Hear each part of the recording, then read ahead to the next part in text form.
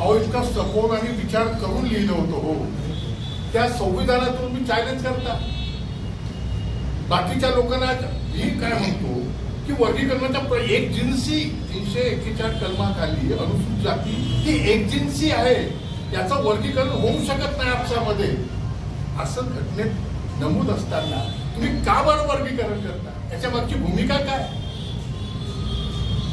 अनुसूचित जातीचा वर्ग आता पुढे शिक्षणानं पुढे आलेला, आता पुढे शिकून राहिलेला, त्याचा बॅकलॉगही अजून भरलेला नाही, तरी लगेच पोटात दुखायला लागलं तुमच्या आणि तुम्ही म्हणता फ्रॅक्शन कर. एखाद्याला जास्त मिळालंही असं आरक्षण, पण त्याच्या कर्तृत्वानं मेहनतीनं मिळालं. बाकीच्याही लोकांना मिळणार आहे. शिक्षण हे मस्ट आहे. ज्यांनी शिक्षण घेतलं वाघिणीचं दूध समजून ते दरकारा लागले आणि आपल्याला आरक्षण घेऊन राहिले. मला एक पुन्हा अजून एक मुद्दा असा आहे, आता तुम्ही 13% कसं काय दिलं? आपल्या राज्यात एससीला 13% आरक्षण कसं काय मिळते हो? घटनेमध्ये असा नमूद आहे की लोकसंख्येच्या अनुपात आपल्याला राजकीय आरक्षण लोकसंख्येच्या अनुपात मिळते की नाही? राजकीय आरक्षण लोकसंख्येच्या अनुपात मिळत असेल तर शैक्षणिक आणि नोकऱ्यांमधलं आरक्षण लोकसंख्येच्या अनुपात का नाही? त्याची 85% लोकसंख्या आहे, त्यांना तुम्ही 50% घ्या म्हणता आणि उलट 15% लोकांना 50% नोकऱ्या वाटून देता.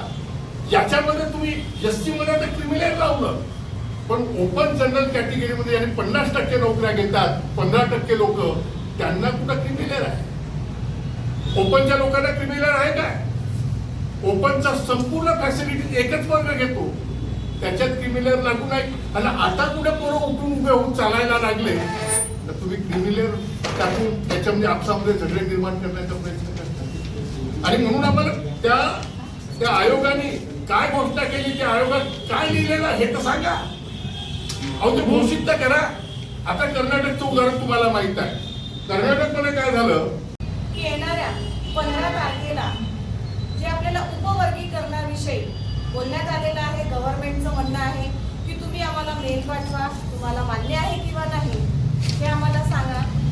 तर एवढ्या स्पीडने एवढ्या तातडीने जनतेला हे सांगण्याचं काय कारण होतं, त्याच संदर्भामध्ये आपण ही आजची पत्र नोंद परिषद घेतलेली आहे.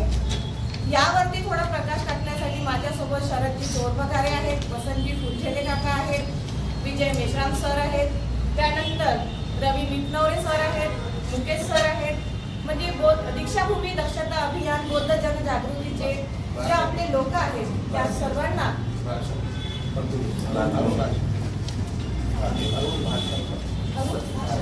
अरुण भाषणकर सर सुद्धा आहेत, भारतीय बौद्ध महासभेचे पदाधिकारी इथे आहेत, विजय मेश्राम जी आहेत. तर याला घेण्यास वो कितना योग्य आप समझ सकते हो. साथ में जो अनंत सर का जो है न्यायमूर्ति जो माजी अनंत सर जो है बदल, उनका अहवाल जब तक आता नहीं तब तक हमें कोई भी अटे मंजूर नहीं.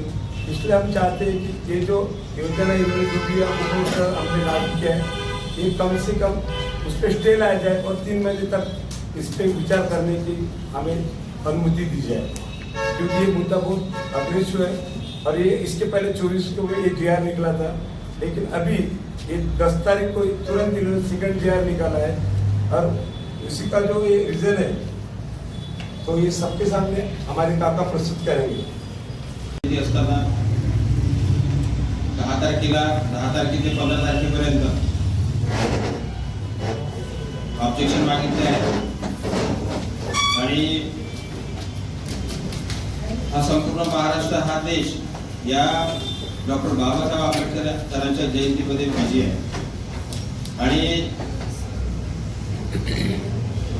या उपवर्गीकरणाचा जो मुद्दा बदर अहवालाच्या निर्णयानुसार निकाली काढणार आणि 15 तारखेपर्यंत ऑब्जेक्शन मागणे आणि 17-18ला त्याची सुनावणी करणे. याचं मागचं षडयंत्र असं वाटते की या लोकांना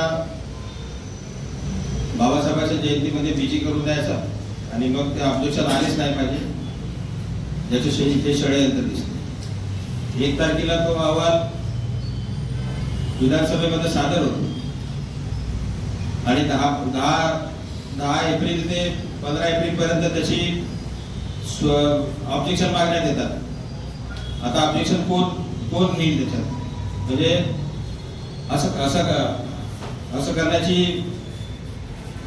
संधी महाराष्ट्र शासन घेत आहे की आम्ही ऑब्जेक्शन मागितले होते, कोणी ऑब्जेक्शन आलं नाही म्हणून बदल अहवालाच्या तरतुदी मंजूर करण्यात आल्या.